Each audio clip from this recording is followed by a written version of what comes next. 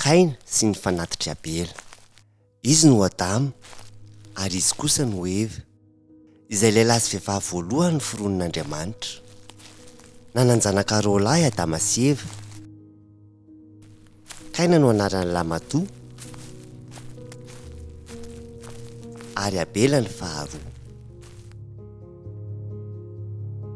Rehefa nialehibe i Kaina sy Abela dia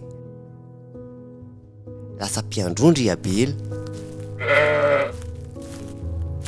ary Kaina kosa lasa mpiasa tany. Rehefa tonga ny fotoam-pijinjana dia samy mitondra fanomezana ho an'Andriamanitra i Kaina sy Abela.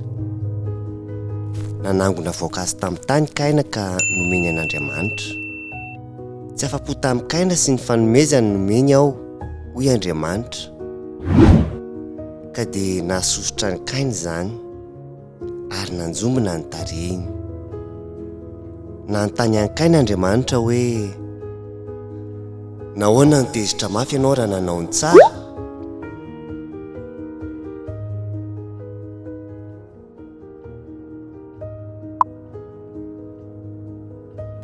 Nanome fanomezana ho an'Andriamanitra koa i Abela. Nomeny Abela an'Andriamanitra ny ampahany tsara indrindra tamin'ny zanak'ondry ny voalohany tamin'ireo ondriny.